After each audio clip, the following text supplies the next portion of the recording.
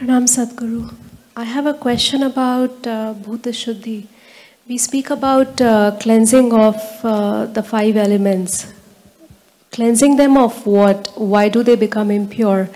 And what is the difference between Panchabhuta Aradhana, which happens on Shivaratri, and the Bhuta Shuddhi process, which we learn as a part of Hatha Yoga?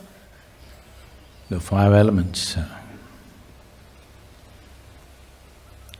just five, if they have to play so much mischief, it's not one or two manifestations, trillions of manifestations. If all this has to happen, if it does not acquire other qualities or possibilities, there is no way with five you can create so many. They are naturally receptive in nature.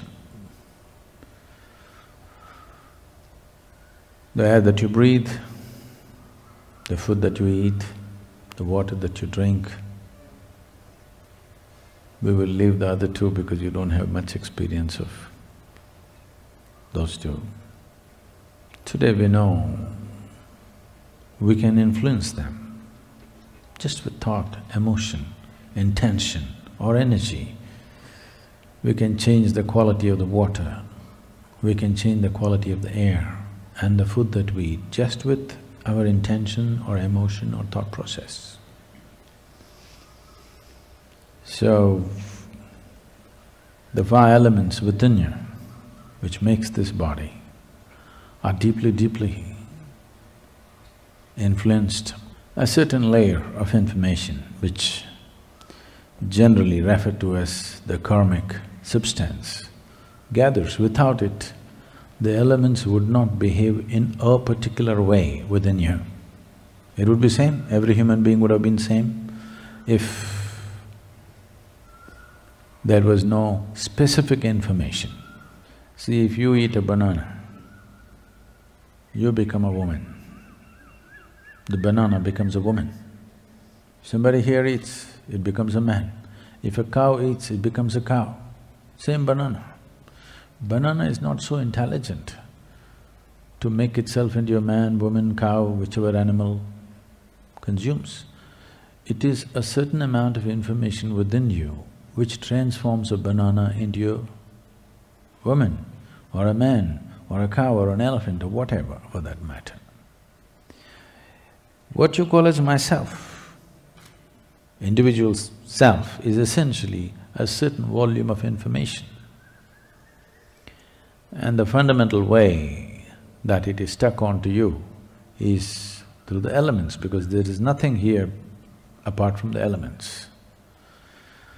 So, cleansing it is also about cleansing it and making it free of the accumulated information or the karmic substance. If this is not done, then you will be a strong individual, but you will never know how to breach this boundary that you have set for yourself. This is not some boundary set by the existence, this is a boundary that you set for yourself. If you cannot cross the boundary that you set up, that's a foolish way to live, isn't it? You set up a boundary without knowing why, and you can't cross it after some time. And you start claiming, this is how I am. This is, this is a common statement you hear everywhere. You ask them to cross some limitation, no, this is how I am. This is not how you are, this is what you made yourself to be. Now, cleansing becomes relevant when you want to extend yourself beyond these boundaries, when freedom and liberation becomes the goal of your life. If you want to be a concrete ball, there's no need to cleanse. There's no need to cleanse at all. So, concretization of karmic processes will make you rigid. Rigidity will bring enormous amount of suffering, enormous. You don't need a calamity to happen, you are a calamity by yourself. You do not need any external assistance. It's called self-help. Most people, when it comes to their suffering, they're all on self-help, you know. Nobody need to poke them. When was it last time that somebody physically poked you? Oh. When was it last time? Maybe when you were in school, somebody did this to you. After that, nobody is bothered about doing anything like that. Most of you, almost all of you have never been poked with a dagger or a sword, at the most a pin or a finger, nothing more. But for most of you in the last 10, 15 or 25 years, nobody has ever even poked you with a finger, because everybody is wary of you. Who's So, how much… if you look at the volume of suffering that you go through, anger, fear, hatred, jealousy, whatever else you go through, misery, whatever, how much has been caused from external agencies? How much is caused by you? If you look at it, it is a minuscule percentage which has been caused from external agencies. No, my mother-in-law said this, my boss said that. They are saying what they're saying, but they're not poking you. Physical suffering has not been caused to you from outside unless you're from Middle East.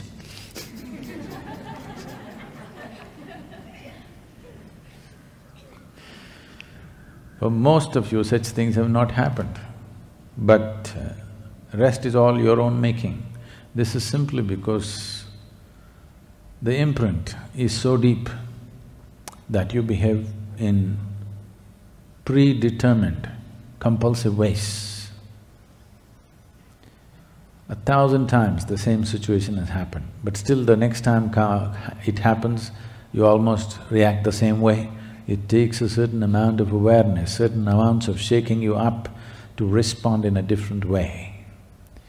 So, what's called Bhuta Shuddi is to do it in the most fundamental level.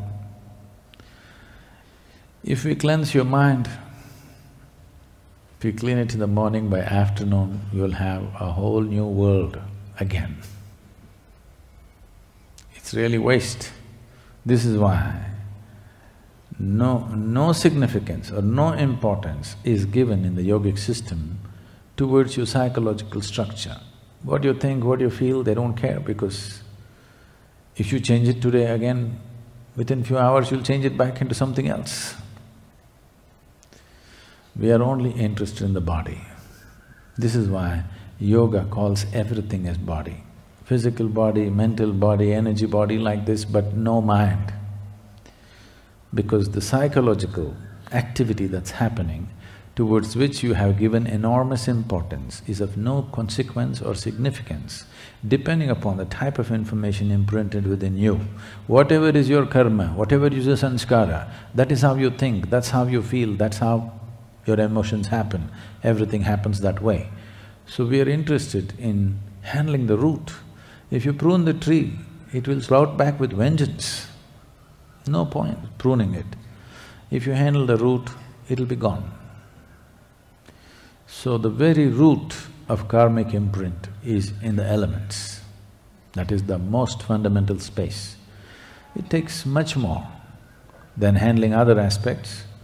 So generally, because most people are not interested in absolute transformation, they just want a little change, they don't want to lose themselves. Bhuta Shuddi means you want to lose yourself. Whether it's good, bad, ugly, beautiful, it doesn't matter, you want to lose everything that you have built so that the Creator's creation will stand up and shine within you. It'll take a certain amount of work. The Bhuta Shuddi that's been taught to you is very basic. If you want to do more serious forms of Bhuta Shuddi, it will mean it becomes your entire life. It's not something that you do on the side. So, even if you do a very minor version of Bhuta Shuddi, you will see the change that happens in you is permanent. There is no tendency to fall back, and that's important. Otherwise, everybody changes for 3 days and again they fall back into the rut after some time.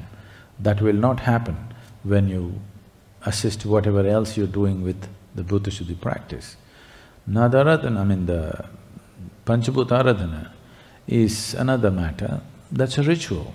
For those who are not willing to do sadhana, just to give them some benefit. That's the beauty of a ritual, that's the limitation of a ritual. Somebody else can conduct a ritual for you. You don't have to do any sadhana, just sit there and benefit from that. But then only if they conduct, you have it, otherwise you don't have it. Suppose we don't do Panchabhuta Aradhana, you don't have it. So, the ritual is always like this. It is beautiful because people who do not know anything about it, they can still benefit from it. At the same time, if those who conduct do not conduct it properly, it will not happen to you. If they do not conduct it at all, it will never be available to you. But if you do Bhuta Shuddi practice by yourself, if you're willing, you can keep it up and you will see as time progresses, its impact is undeniable. Above all, whatever it does, however small the practice is, whatever it does, there is no turning back. That's a very important aspect of Bhuta Shuddi. If you, let's say 6 months you do asana, another 1 year you give it up, everything will be back as it was. 6 months you did pranayam, if it's a powerful process like Shakti Chalana Kriya, if you did, its impact will be there, but after a certain period of time, if you don't do it for a certain period of time, again it'll turn back. You meditate, you do shunya meditation for some time, if you don't do it for a certain period of time, slowly it'll turn back. But that is not the nature of Bhuta Shuddi. Bhuta Shuddi, if you do, nothing seems to be happening because it's very fundamental and it's slow. But whatever happens, it will not turn back. It stays with you. As long as you hold this body, it stays with you, it will not go because it's on a very fundamental level. That's the significance of Bhuta Shuddi.